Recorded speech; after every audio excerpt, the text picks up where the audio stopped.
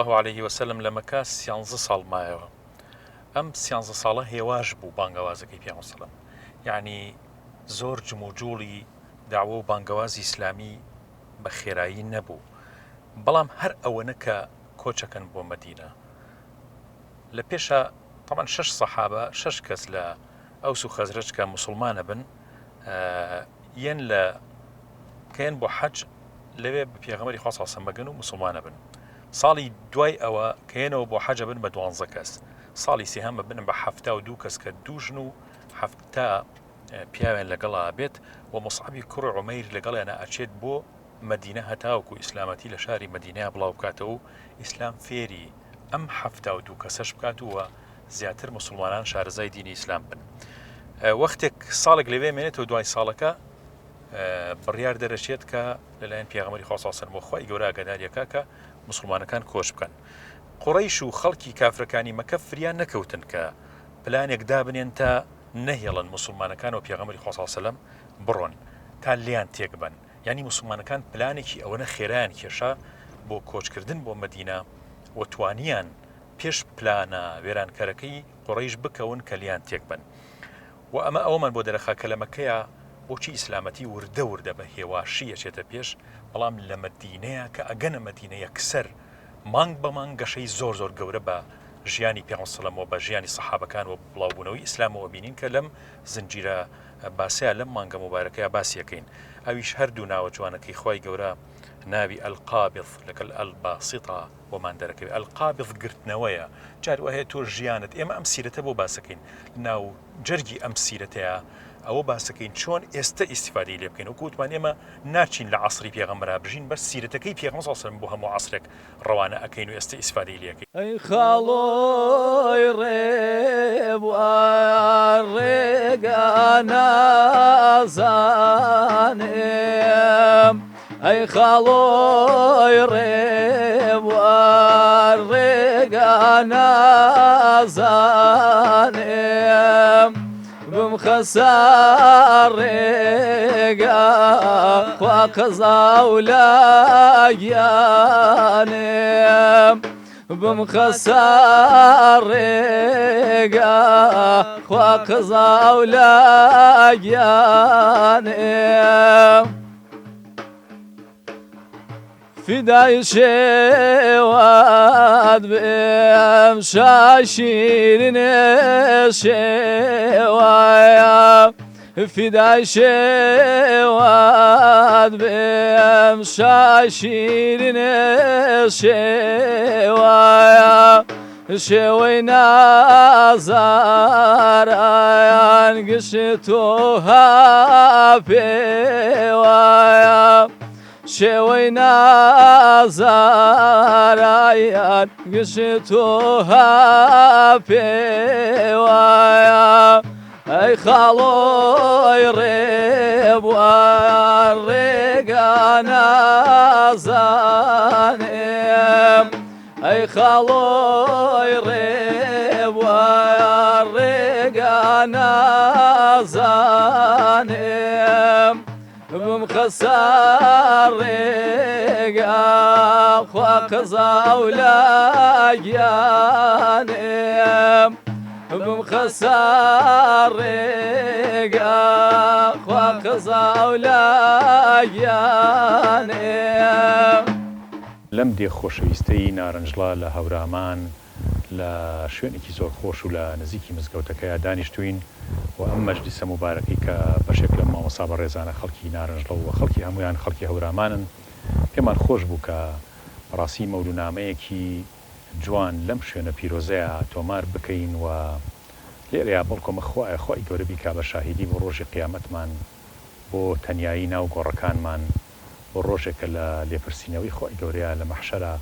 ئەگەر بەکردەوەیەکی چاکەی دڵی پاکیەکی مناڵێک لەم شوێنەیە کە دانیشتووە دوعای کەسێکە ئەمان بینێت و لەم شوێنەیە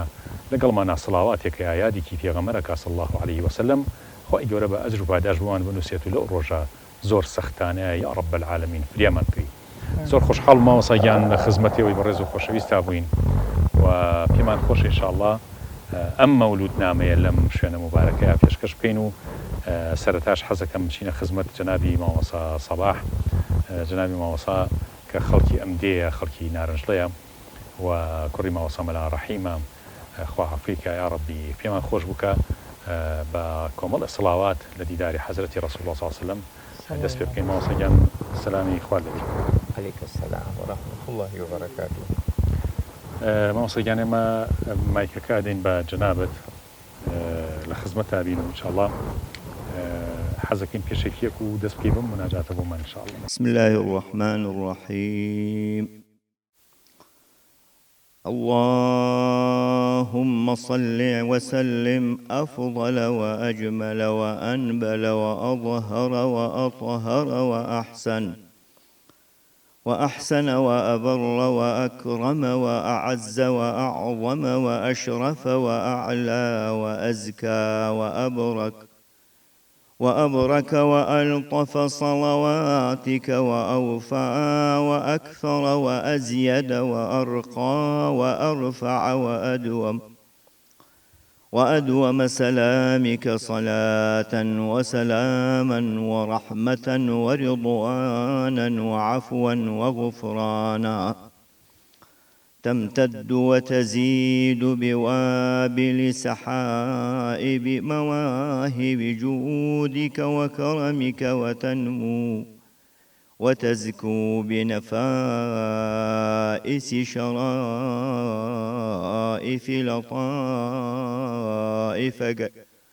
لطائف جودك ومننك أزلية بأزليتك لا تزول بأبديتك لا تحول على عبدك وحبيبك ورسولك محمد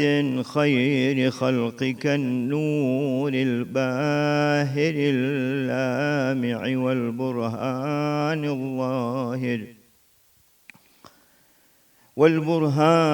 الظاهر والقاطع والبحر الذاخر والنور الغامر والجمال الزاهر والجلال القاهر والكمال الفاخر صلاتك التي صليت بعظمة ذاتك عليه وعلى آله وصحبه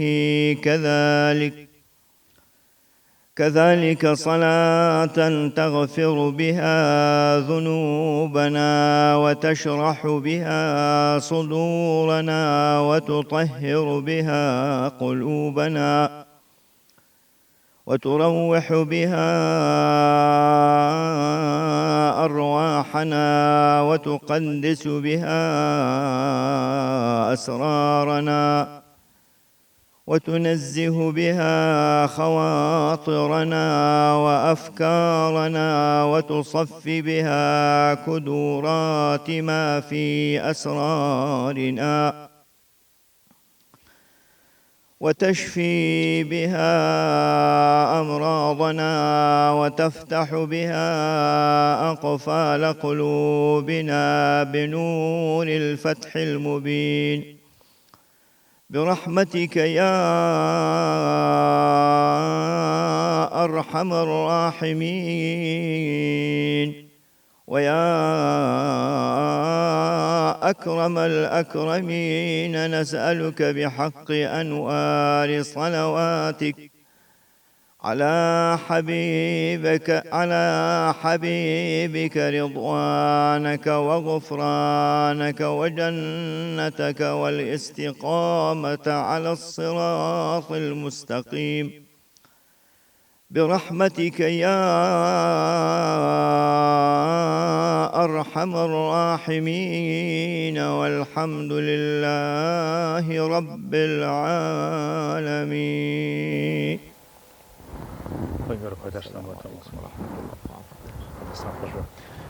مامۆستا گیان ئێمە حەزەکەین جەنابتان جەنابی مامۆستا مەلا نامێق کە خەڵکی هەورامانە و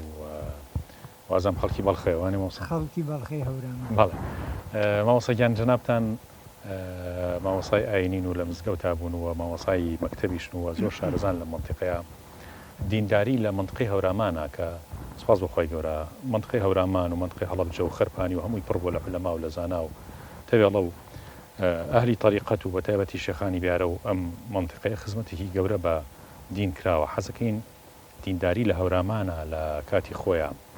چۆن هاتووەوە ئەگەر نمونە و بەسەرهاتی پیاوچاکانی ئەم منطقەیە گەشتێکمە باسکی لە خزمەتابی. بە ناوی خوای گەورە و میهرەبان درود و سەڵاوات لەسەر گیانی پاکی پێغەمبەری خوا صلی الله علیه وسلم کە ئێمە بە بۆنەی یادی لەدایکبوونی فەخری کائیناتەوە لێرە دانیشتوین. زۆر خۆم بەدڵ خۆش دەزانم و سوپاسی خوای گەورە دەکەم کەوا لە مەجلیسێکی وا پیرۆز و لەگەڵ کۆڕێ پیاوچاکی وەکو جەنابتانە لێرەدا خۆم دەبینمەوە. بەنسبەت پرسیارەکەتەوە خەڵکی هەورامان لە ڕابردوودا و ئێستێشی لەسەر بێ خەڵکێکی دیندار بووە، خەڵکێکی دیندارن، خاوەنی دین و ئیمانن، خاوەنی تەقوا و سەلاحەت بوون. هەرچەندە لە ڕووی خوێندەواری و نووسینەوە لەو کاتە و لەو زەمانەدا خەڵکێکی کەم خوێندەوار نەبوون ئەوە، بەڵام لەگەڵەوە زەینیان خاوێن بووە، فیترەتیان پاک بووە، دەروون پاک بوون، خاوەنی علم و عێرفان بوون، شارەزا بوون لە دین، پابەند بوون بە شەریعەت و بە سونەتی پێغەمبەرەوە صلی الله تعالی علیه وسلم. ڕەنگە هۆکارەکەیشی ئەوە بوو بێ کە لە هەوراماندا دوو شوێنی پیرۆزە بووە، بیارە و تەوێڵە، لەوێ مەدرسە هەبووە، خانەقا هەبووە، زانا و عولەما هەبوون، مرشید و ڕابەری بوون، پەروەردەی خەڵکیان کردووە.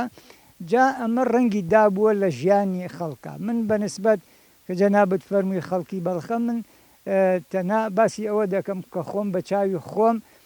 بینیمە لە خلالی 17 ساڵێکە لە 60ەکانەوە تا 77 ئەوەی کە من کە ئەوەی بە چاوی خۆم بینیمە و لەو کۆمەڵگە و لەو لادەی کە خۆمانە بووم بینیمە، خەڵکی بەڵخە وەکو لادەکانی تری هەورامان هەمووی بە یەک شێوە ڕوو لە دین و خواناس و خواپەرست بوون، پابەندی شەریعەت بوون. اینجا سنەتی پێغەمبەر صلی الله علیه وسلم ڕەنگی دابووە لە ژیانیانە، لە خۆشیانە، لە ناخۆشیانە، لە ڕووی کۆمەڵایەتیەوە، لە هەموو ڕوویەکەوە. اینجا تەنها توانم چەند سێ نمونە بێنمەوە. مەسەلەن یەکێ لەو نمونانە کە قورئانیش ئەفەرمێ و پێغەمبەری خوای صلی الله علیه وسلم ئەمری پێکردوین، ئیطعام الطعام، واتە ناندان بە فەقیر و هەژار یا بەو کەسانەی کەوا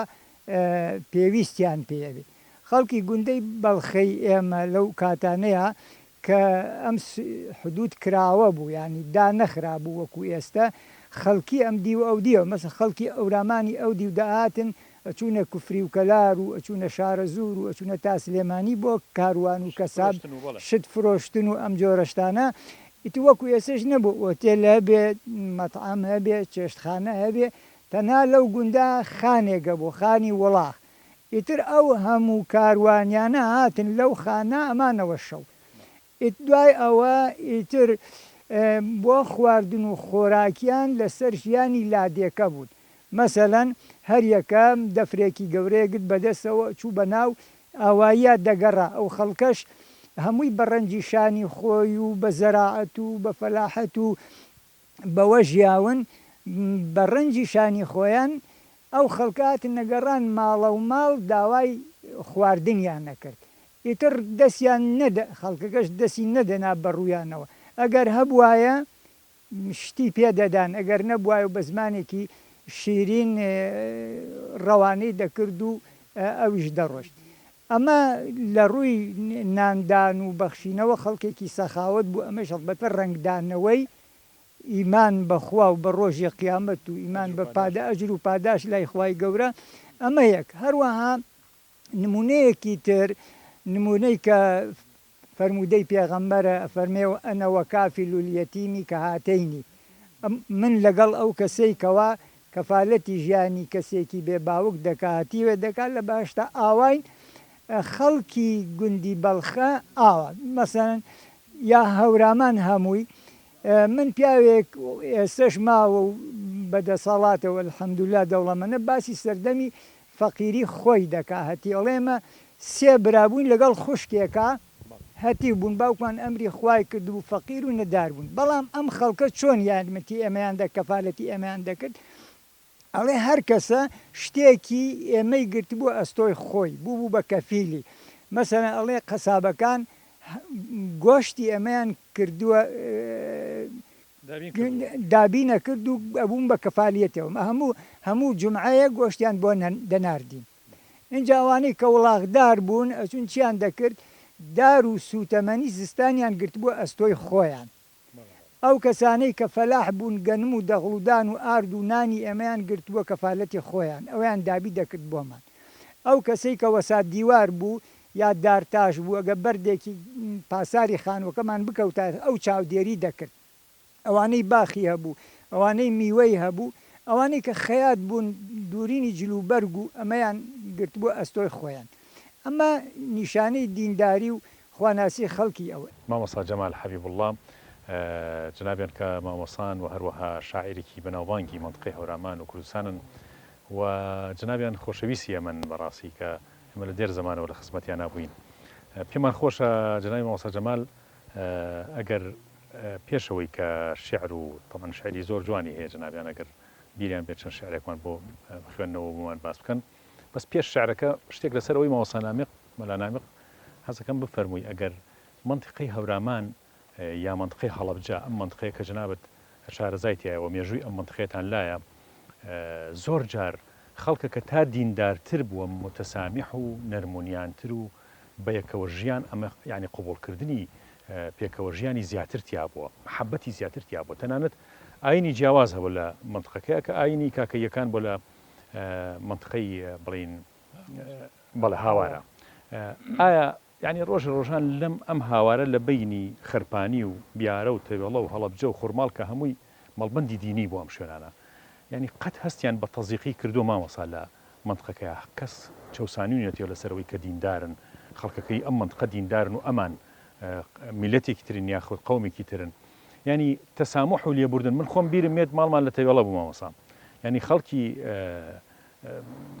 هاوارە هاتن بۆ تەوێڵە شتیانە فرۆشت تەنانەت حتا بۆ مەسەلەی نیکاحکردنی خێزانەکان نەهاتن بۆ لای باوکمەوە پێش باوکیشم مامۆستا مەلا ساحێب و بە ڕەحمەت بێت لە تەوێڵە ئەهاتن لای ئەو ژنیان مارا کرد مەبەسم ئەوەیە ینی تێکەڵیەکی عەجایب لە بینی ئەم خەڵکا هەبووە لە کاتێکا زۆر متەمەسیک بوون بە دین بەڵام زۆر متەسامیح و نەرمونیانیش بوون لەگەڵ غەیرە دینیشە بێجگەلەوە کە خەڵکی کشە بۆ ڕەنگە زۆر ملتەزیمەوە بە دین بەڵام هەر متەسامیح و نەرمونیان بوون لەگەڵیا چەندێک لە مێژووی ئەم منطقە ئەمە ڕەنگیاوەتەوە مامۆستا چۆن بووە بەناوی خوای تاکوتەنیا درود بڕژێ بەسەر گیانی پاکی پێغەمبەر صلی الله عليه وسلم بەخێر هاتنی جەنابەت و هاوڕێکان دەکەم لە ڕاستیدا هەورامان هەروەکو مامۆستا فەرمووی بە درێژایی مێژوویەکەی خۆناسی تیا بووە پێش ئیسلامیش هەر لەسەر دینی تایبەتی خۆیان بوون کە دینی زەردەشتی بووە حتمما ئەو سەردەمەی کە لە ناو هەورامانە دینی زەردەشتی بووە دینێک بۆ هاتووە باوەڕیان پێکردەوە و شتی جوانیشی تیا بووە وەکو باسی شیەکان دینێکی تەوحیدی بۆ وەختی خۆی دوایی وردەوردە شێوێنراوە کە ئیسلامیش هاتووە هەورامەکان بە زۆر داگیر نەکراون تاریخ شاهیدە چەندەها حملەی عەسکەری کراوە بۆ سەر هەورامان بەڵام نەیانتوانیوە زاڵ ببن بەسەریانە بۆ هۆی ئیستراتیژێتی مانتەقەکەەوە و شەڕوانانی هەورامیەوە دوجار لە ساڵی 1970 هیجری ئیتر موسڵمانان زانیویانە کە بە شەڕ ناگیرن و تویانە زەریبەیەکی بچکۆلەیان بخینە سەر وازیان لێبێن و ئازادیشیان بێت و بێنە ناو خەڵکەوە کە هاتووەن ئیتر ئەوە ڕێک کەوتووە هاتوونە تاو موسڵمانان و دیویانە ئەخلاقی موسڵمانەکان چەند جوانە ڕەوشتیان چەند پاکە چەند مسامەحن دینەکەیان ناسی و خۆیان بە ئارەزووی خۆیان موسڵمان بوون ئیتر کە بە قەناعەتی خۆیان و وەکو ئەڵێن زۆری شمشێر نەبووە وەک بەعزێک کەس ئەیکا بە دیعای و ئەیڵێ بە ئارەزوی خۆیان بووە زۆر بە جوانی باوشیان کردووە بە دینەکەدا و زۆر خۆشیان ویستووە و بەڕاستی وەکو مامۆسا فەرمووی خوێنەوار نەبوون بەڵام لە ڕاستیدا ئەوان بە ڕۆح مسلمان بوون بە عەقیدە مسلمان بوون بە قەناعەت مسلمان بوون دینەکەش خۆی لە خۆیان دینێکی بێوێنەیە بێ هاوتایە جوانی دینەکە لەگەڵ دڵسۆزی ئەمانە کە تێکەڵ بوون جۆرە ئینسان و ئەخلاق و ڕەوشت و سلوویەکی دروست کردووە کە بەڕاستی جێی نمونەیە ئەمە درێژەی کێشە تا ئەو ڕۆژەی کە سیایی زۆر سیایی سیاست هاتە ناو هەورامانەوە داخی گرانم کاریگەری خۆی کرد ئەو ژەهرە وەکو ژەهری مال کاریگەری خۆی کرد هەرچەند ئێستش هەر خەڵکی هەورامان بە چاکی و پاکی ماوەتەوە بەڵام لە سایە ئەو دینەوە بەهۆی ئەو فکرە و عەقیدە و جوانیانە ئیسلامەوە کە چۆتە دەرونی مسلمانانەوە زانیویانە کە هەموو ئینسانێک شایستەی ئەوەیە بژی ژیان بەدەستی خوایە خۆ ژیانی داوە بە ئینسانەکە تۆ نابێت لەی زەوتکەی و وەکو جەنابیشی ئیشارەتە بۆ کرد ئێمە لە ناومانە ئەو کاکەیانە هەبوون زۆر بە وازحی ئێسش بڕۆ لەیان بپرسە لە بەتەمەنەکانیان باس لەوە ئەکەن کە هەرگیز ڕۆژێ لە ڕۆژان جیاوازیەکی دینی خراپسێریکردنێک ئیهانەیەک دەستدرێژیکردنێک بۆ سەر ماڵیان یا شەرەفیان یا خوێنیان نەبووە و نییە و زۆریشان هەر بە دزی کەسەکانی خۆیانانەوە ئیمانیان هێناوە و زۆریشیان شویان کردووە بە لە ئافرەتانیان بە موسڵمانان زۆر زۆر جوان و چاک بووە جا لەگەڵ برادێک کە زۆر لەسەر کاکەیەکان ئەنووسێت و زۆر زۆر زیادەڕی کرد و حتا کاکەیەکانی شویان خۆش نیە و زیادی ڕەویە جارێکیان لە کۆبوونەوەی کا باسی ئەوە کرا کە من باسی ئەوە کرا کە ئەم منتەقەی هەمووی کاکەیی بۆ لە ئەسڵاو چونکە قادەکانمان و ئەوانەی باوە سەرنگ و حەچی مامی پێوە بوو پیری پێوە هەمووی پێشەوەی کاکەیەکان بنوتم کاکەوان نییە جاگروا بە ئەوە خەڵکی هەورامان هەمووی کاکەیی بووە وتی ئاخدەی لەژێر زەخت و زۆری ئیسلامانەیان توانیوە وتم ئەما ئێستا کاکەیەکان هەمویان لێرەن یەکێکیان هەڵسێنە بزانم کامەیە ئەو زەخت و زۆرەی ئەگەر مسلمانان لە کاکەیەکانیان کردبێ خۆ ئەگەر بەو قسەی تۆ بووە یەک شەو سۆسەکان کە دەیەکی بشکۆلەیە یا پاڵانیا لە پاڵیانە ئەیتوانی بیان خەنکێنێ بەڵام ئەمەوە نەبوو برایەتی و تەبایی و ناسراوی و دۆستایەتی لە بینە هەبووە ئەمە هەر هەبوو وەکو عەرزم کردی ئێساش ئەگەر سیاست دوور بخەیتەوە لە منتەقەی هەورامانە خەڵکی هەورامان هەر ئەچێتەوە ئەو قاڵ بە جوانە شیرینە کە ئیسلام بۆیدا ڕێژاوە و زۆر زۆر ئاساییشە لایەن زۆریان لە خۆیان نەکردووە بەڵکو قەناعەتیان وا بوو و هاشیان و فکریان وا کردوێتەوە جنابی مامۆستا جەمال حەبیب وڵڵا بێدار طبعا شاعیرێکی بەتوانایە مامۆستا و پێمان خۆشە جنابتان مامۆستا گیان ئەگەر شیعرەکانی خۆتان طبعا حەزەکەم یەک مێژووی کورد ئەگەر باز بکەیت سەرەتا چۆن بووی بە شاعر چۆن حەزت لە شیعر کرد چ شعرێک چ شتێک هانیای کە شاعر بیت بەڕێزەکەم ئەوە حکایەتێکی دوور و درێژی ناکرێت سەبیجێڕنەوە بەڵام زمانێ بوو کە نە تەجیل هەبوو نە رادیۆ هەبوو نە وەسائلی ئەعلام هەبوو خەڵکی ئەو دەیە من تیاژێم دەگا شێخان حەزیان لە شیرین و فەراو و خورشی خاوی و معراجنام و وەفاتنامە و ئەمانە بوون ئەو کتێبانەیان پیا کرد بوو منیش تاقە مناڵێ بووم ئەمتوانین لەو دیاشت بخوێنمەوە ئەوەنەیان پێ خوێنمەوە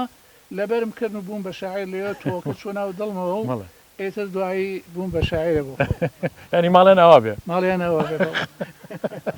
ماوەسەگیان چیمان پێشکەشەکەی لە وەڵا پارچە شارێکی بچکۆلم هەیە لە خزمەتای بە ناوی یاد و مەولوی پێشکەشی ئێوە و مسلمانانی یەکەم و بەشک و ئینشەڵا خۆی گەورە لێم وەربگرێ ئینشاءڵڵا یاد و مەولوی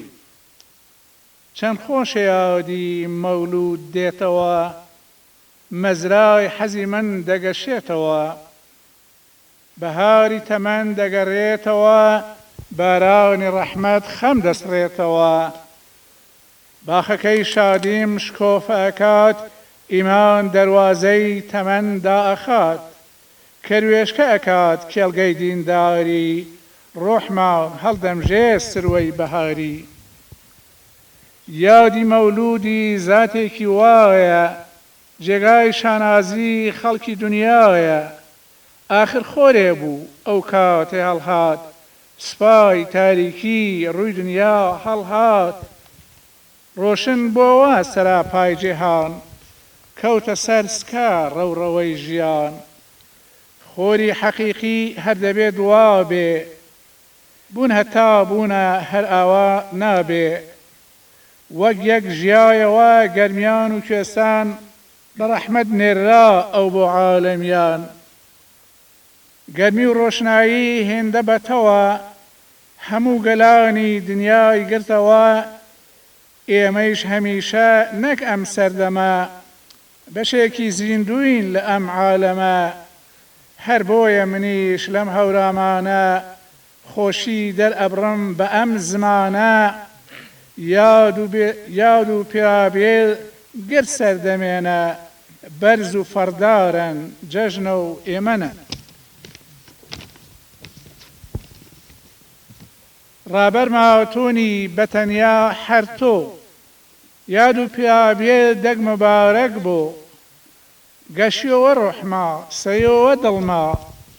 بۆ بە چراوخانە یانەوە مەنزڵما تازەش کەرمێوە عەهد و پەیمانما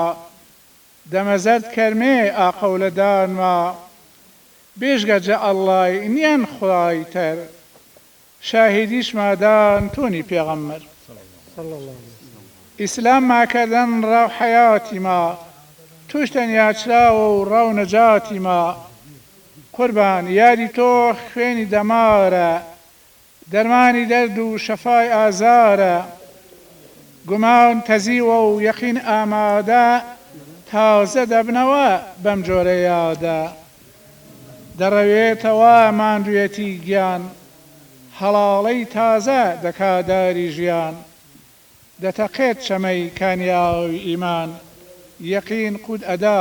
تەمی گریمان يا ربي خرزوات وصيا خرزوات يا اخوان السفر يا اخوان ماوەسا حەسەن حەمەکەریم جەنابەت کە نووسەریت و جەنابەت پێمان خۆش بوو کە لەسەر سیرەی پێغەمبەر قەسەم شتێ زۆر نووسیوە و تەرجەمەت هەیە و ئەگەر محەبەتی پێغەمبەری خوا صلی الله علیه و سلم هەر ئەوەی ماوەسا مەلانامق و جەنابی ماوەسا جەمال و ماوەسا مەلا عەبدولکەریم باسییان کرد چۆن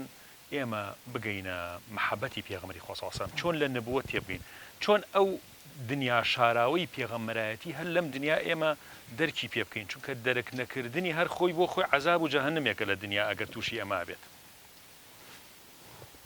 پێشەم شتێک بە خێرهاتنی هەموو لایەکەکەم لە خزمەتی جەنابی مامۆستا جەمال بێدار و مامۆستا مەلانامق و مامۆستا سەباح و مامۆستا مەلا محەمەدکەریم و هەموو بەڕێزان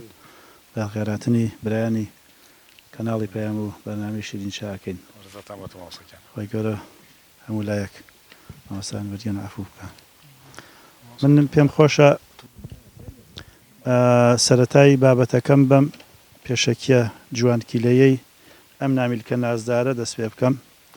کە ئەمە نامیلکەیەکە بە ناوی مەولودنامە ساڵی 1947 هەر لە مانگی ڕەبیع الئەوەلە لەم دەی نارنجڵەیە خوا لێی خۆش بێت مامۆستا مەلا عەبدوڕەحمان کە ئیمام و خەتیبی ئەم دەیە بووە نووسیوێتیەوە بەڵێ و هەر لێ دەستخۆتی خۆشێتی ئەمە هەر نوسخە ئەسڵیەکەی نییە بەڵام دەستخۆتی خۆیەتی ئەلەم مزگەوتەدا خزمەتی موسڵمانانی ئێرە کردو و فترێکیش هەر مەدرسەی هەبووە لێرە مناڵانی ئێرە فێر و بەڵێ ئەمە 1947 نووسراوە 47 بەڵێ ئەو کاتە نووسراوە ئەلبەتە ئەو کاتە خۆی لە هەڕەتی خزمەتکردنی عیلما بوو مالایەکی 12 عیلم بووە مامی مامۆستا سەباحە و مناڵەکان و نەوەکانی ئێستا شکر لە ژیاندان پێشەکەکە فەرمێ بسم الله الرحمن الرحيم وبه نستعين الحمد لله رب العالمين والصلاة والسلام على خير خلقه سيدنا محمد صلى الله عليه وسلم وصحبه أجمعين لباش أماني مسلمانين بزانا أما مانجي مولودة مانجي كزور بقدر مباركة مانجي كزور قورو عظيمة مانجي كزور مشرف ومباركة كريمة بسبب أما قوى بوين با مؤمن ومسلمان بواسطة أما قوى ظاهر بوا نور إيمان أما بيشيكي بو حزم كل بيشيكي من ببه بيشيكي أو نعمل خيالات جاء بخيرات نعم ولايقكم لە ڕاستیە گرنگەکەوە لەم مانگەدا باسی پێغەمبەری خوا بێ صلی الله عليه وسلم و هەموو کاتەکانم و هەموو کۆڕ و دانیشتنەکانمان بۆن خۆش بکەین بە باسی پێغەمبەری خوا صلی الله عليه وسلم. ئەمە بەڕاستی کاتێکی زۆر خۆش و شوێنێکیش بە نسبەت ئێمەوە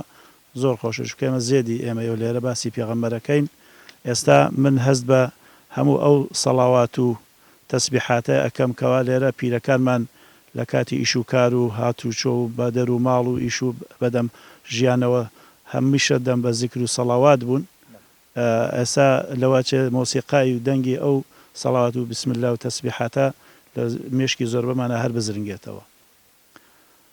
لەبەرەوە الحەمدولillah ئەمە پێشینێکی زۆر جوان هەیە لەم وڵاتەیە و سنەتی پێغەمبەری خوا صلی الله علیه و سلم لەم وڵاتەیە بە عەمەلی جێبەجێ کراوە. من ویستم لێرە بڕۆمە بۆ زمانی پێغەمبەری خوا عەلەیهی سەڵات وەسەلام بە عەقڵ و بە خەیاڵ بڕۆینەوە بۆ زمانی پێغەمبەر عەلەیهی سەڵات وەسەلام. پێغەمبەری خوا لەبەر ڕۆشنایی ئەو خوا ئاەتەی کە خوای گەورە ئەفەرمێ عەزیز عەلەیه ما عانتم حەریص عەلەیکم. لە ڕستەی حەریص عەلەیکمە دەبینین پێغەمبەری خوا صلی الله عليه وسلم چەند بە تەنگ ئومەتەکەیەوە بووە، چەند خەمی ئومەتەکەی بووە. ئەم پێغەمبەرە عەظیمە لە کاتێکا کە بە پێی فەرمایشتەکان هەمیشە دەم بە پێکەنین و سوعبەت و ڕووخۆشی بووە، لە عینی کاتیشا ناخێکی هەمیشە پڕ لە گڕ و کڵپە و خەفەت و گرفت بووە. بۆچی؟ چونکە خوای گەورە لە چەندەها شوێنە باسیەکە فەرمێ لعلك باخع نفسك على آثارهم إن لم يؤمنوا بهذا الحديث أسفا، يعني شوێنە فەرمێ ألا يكونوا مؤمنين. لە چەند شوێنەکە باسیەکە یعنی ئەم پێغەمبەر ئەوەندە خەمی هیدایەتی ئومەتەکەی خواردووە صلى الله عليه وسلم وەخت بۆ جاری وە لعلك باخع يعني هالك خەریکە خۆت لەناو ئەبەی، ئەوەندە خەفەت دەخۆی، ئەوەندە مەراغە خۆی بۆ هیدایەت و بۆ ڕێنمێنی ئومەتەکەت. ئەمە لە کاتێکە ئەوەندە خەفەتبار بووە لە ناخە خەمی ئومەتەکەی بۆ شەوی خسۆتە سەر ڕۆژی خسۆتە سەر شەو بۆ بەدەم هەموو خەڵکەوە بووە، یعنی بۆ ئەوەی کەوا خەڵک هیدایەت وەرگرێ، ینی قەت نە ئیسراحەتی زانیوە، نە کاتی زانیوە، نە شوێنی زانیوە. پیرەژنێک لەسەر ڕێگایەک ڕایگرتووە بە سەعات ڕایگرتووە پرسیای لێگرتووە نێوتووە درەنگە ئیشم هەیەیان وتێتی ئیشم پێتە فەرمووی هەر کاتێ ئیشت هەبوو لە شوێنی ئیشت هەبوو من دێم بەسەر چاو. یعنی ئەوە بەدەم مناڵەوە بوو، بەدەم پیرەوە بووە، بەدەم گەنجەکانەوە بووە. لە ڕوخسارە هەتا بڵێ ڕوو بە ینی کەسێکی ئاسان و سادە بووە لە ناو مەجلیسەکانە، خۆی نەسەپاندۆ بەسەر مەجلیسە، لە شوێنەکات کۆتایی بە مەجلیسەکات بێت لەوێ دانیشتووە، هەر بابەتێ باس کراوێ ئەویش لەگەڵانە باسی کردو بابەتی خۆی نەهێناوە فەرزیکا بەسەر مەجلیسەکەیە و نەهێشتووە لە بەریشی هەڵسن. ینی وەزانویش چونکە زانویانە پێی ناخۆش بووە. پێغەمبەری خوا صلی الله علیه وسلم لە تەواضع و لە خاکێتی و لە نەرمونیانی و لە سادەیە کە زوێنەی نەبووە. بڕۆن شەمایلی پێغەمبەری خوا بخوێنینەوە صلی الله علیه وسلم تەماشاکەین، ینی ئیدی ئەو کاتە هەر کەسێ شەمایلی پێغەمبەر نەخوێنێتەوە گوناحە باسی پێغەمبەر بکە، بە تایبەتی ئەوانەی کەوا ینی بە نایاری دژی پێغەمبەری خوا باسیکەنەوە زۆر زاڵمن بەڕاستی، چونکە ئەوان هیچیان لەبارەی پێغەمبەرەوە نەبیستووە صلى الله عليه وسلم. سرەتا بە ناوی خوا سەڵات و سەلام لەسەر پێغەمبەرمان صلى الله عليه وسلم، پێشەوامان، سەردارمان، سەرداری مرۆڤایەتی، بەخێر هاتنی جەنابتان ئەکەین بۆ ئەم شوێنە، بۆ ئەم گوندەمان. یاخوا بەخێر بێن، خێر و بەرەکەتتان هێنابێ، ئینشاءڵڵا ببێتە هۆی ئاوەدانکردنەوەی گوندەکەمان، لادێکەمان. دڵمان خۆشە بە ناوهێنانی پێغەمبەر صلی الله عليه وسلم و سەڵاواتدان لەسەر ئەو خۆشەویستەی خوا. یاخوا بەخێر بێن جارێکی تریش ئەم میوانە بە ڕێزانە جەنابی مامۆستا جەمال، مامۆستا مەلا نامێق، یاخوا بەخێر بێن هەموو لایەک. زۆر دڵمان گەشە بە مەولودی پێغەمبەر صلی الله عليه وسلم. ڕاستی مەولودی پێغەمبەر صلی الله عليه وسلم خۆشەویستی و حوبە، خۆشەویستیە بۆ پێغەمبەر صلی الله عليه وسلم، خۆشەویستی دەربڕینە بۆ ئەو خۆشەویستەی خوا. لەبەر ئەوەش کە ئینسان ئەگەر بووە خۆشەویستی خوا ئەژبێتە خۆشەویستی خوا. ئینشاءڵڵا منیش شتێک لە خزمەتە ناخوێنمەوە بۆی زۆر لە وەختی جەنابیشتان نەگرم. شعرێکە ئەویش هەر لەبارەی خۆشەویستی پێغەمبەر صلی الله عليه وسلم و لەبارەی نەیارانی پێغەمبەر صلی الله عليه وسلم کە لەم ڕۆژە هەنێک پیا بوون یا ظروف و وەزعێکیان خوڵقانووە کە دژایەتی پێغەمبەر صلی الله عليه وسلم بکرێ بە هەر جۆرێک بێ بە هەر ناوێک بێ لە هەر شوێنێک بێ لە هەر وڵاتێک بێ شعرێکی هەورامیە ئەی خوێنمەوە سەرەتا ئەی خوێنمەوە و تۆزێ بۆی بینەرانیش تێبگەن شتێکی تەبەن بە ئیجازەی مامۆستا جەمال زۆر داوای لێبوردن نەکەم کە ئەو ماشاءالله مامۆستا جەمال یعنی لە زمانی هەورامیە ئیتر پێشەنگمانە و مامۆستامانە و قاموسێکی ماشاءالله چەندین لە ئاپەڕەی داناوە لەسەر زمانی هەورامی و تەفسیری قورئانی بە زمانی هەورامی کردووە و ئێمە شانازی پێوەکەین تەبەن بە ئیجازەی جەنابت مامۆستا ئەم شعرە شعری محەممەد ڕەشید ئەمینیە کە خەڵکی نوریابی لای پاوەیە من ئەی خوێنمەوە هەر دڵێ جەتۆش نەبوو عەشقی یار جۆش نەڵەوە هەم چوون چەمەی وەهار ئەسری دوودی دەش تکتک نەیۆوار ئانەکەی دڵەن بەش بۆ لە تووپار ڕێزە ڕێزە بۆ وەتانەی ئەغیار مەبەست هەر دڵێک کە خۆشەویستی ئەو پێغەمبەرەی تیانە بێ صلی الله عليه وسلم و وەکو چەمەی کانی کە بەهاران هاژەیە ئاوا ئەویش نەکەوێتە کار و نەکەوێتە هاڕە و نەکەوێتە هاژە و خوڕە و ئەسری چاوی فرمێسکی چاوی تکتک نەیەتە خوار ئەفەرمێ ئەمە ئیتر وەزیفەی خۆی نەکردووە ئەم دڵە وەزیفەکەی خۆی جێبەجێ نەکردووە تەبەن خوای تەبارەک وەتەعالا هەر شتێک دروست ئەکا هەر شتێک ئەیا بە ئێمە بۆ وەزیفەیەکە گرنگی لە وەزیفەکایە دەی ئەم دڵە وەزیفەکەی خۆی جێبەجێ نەکردووە ئەگەر دڵێک وابێ ئەفەرمێ ئانە کەی دڵن بەش بۆ لە تووپار دەیتر ئەوە کەی دڵە بەش لەت ببێ ڕێزە ڕێزە بۆ وەتانەی ئەغیار یەخوا لەت بێ بە دەستی دوژمنان اینجا باسی سەر ئەکا هەر سەرێ سەوڵای ماواد نەبۆ پێش هەوای ئاستانەت نەکەوتە بۆ لێش زامی هیجرانش دایم نەوە ئێش یا ڕەب وەهاڕەی بای فەنای جەبار فەتار فەتار بۆ ساڕێژ نەیۆکار اینجا باسی سەر ئەکا هەر سەرێ هەر عەقڵێ هەر ژیریێ تۆ نەبیتە ماوای فکر و نەچیتە ناو ئەو عەقڵە و نەچیتە ناو ئەو بیرە ئەی پێغەمبەری خوا صلی الله عليه وسلم هەوای دەرگاکەی تۆ نەکەوت پێ لەو دائیمەن بیر لە دەرگاکەی تۆ نەکاتەوە ئای خۆزگە بە ئاواتەوە بووم لەبەر دەرگاکەی پێغەمبەرا بوومایە صلی الله عليه وسلم دائیمەن زامی هیجرانی دووری لە تۆوە وای لێ نەکا دائیمەن ئێش و لە ئێش و ئازارا بێ اینجا دوعای لێەکە ئەڵێ یا ڕەب وەهاڕەی بای فەنای جەبار فەتار فەتار بۆ ساڕێژ نەیۆکار یا ڕەبی خوای جەبار ئەو سەرە لە تووپەت بکە شەقار شەقاری بکە و هەرگیز ئیسراحەت نەکا و ئیشێکی بۆ نێتە پێش اینجا باسی چاوەکە تەبەن ئەمانەش هەر یەکە وەزیفەی خۆیان هەیە هەر چەمێپەی دین باڵای ئاڵای تۆ سەوڵاگەر نەبوو پەرێکاڵای تۆ دەرمانش نەبوو تۆزی پاڵای تۆ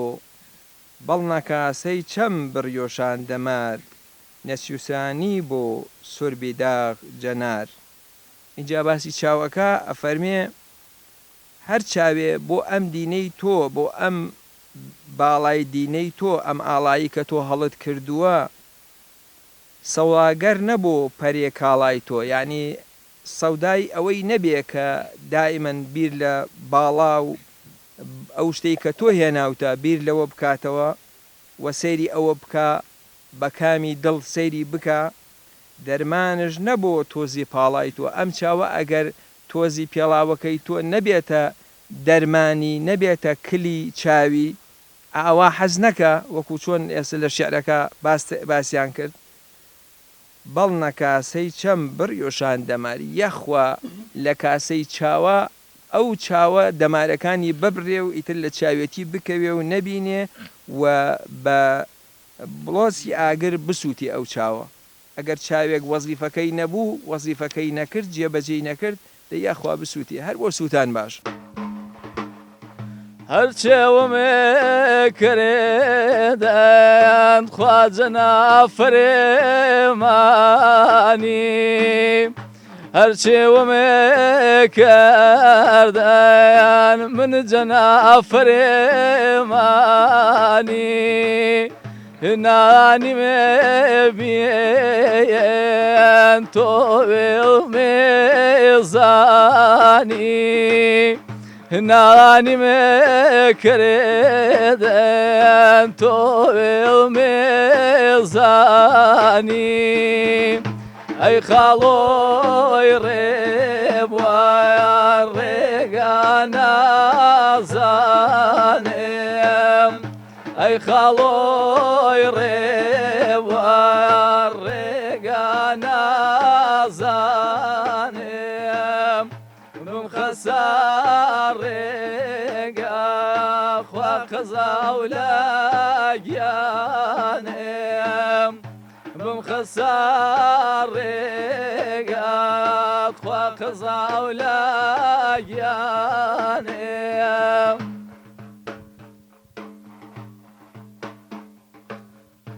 یەخوا کێڵە چەمێ گەرێدی پاڵاش بۆ یەخوا کێڵە چەمێ گەرێدی پاڵاش بۆ سرم هێزار جار من سەرگەردیێ ڕاش بۆ سرم هێزار جار خوا سەرگەردیێ ڕاش بۆ ئەی خاڵۆی ڕێبوار ڕێگا نازانێم ئەی خاڵۆی ڕێبوار ڕێگا نازانێم بم خەسا ڕێگا خوا قەزا و لاگیانێم بم خەسا ڕێگایە خوا قەزا و لاگیانێم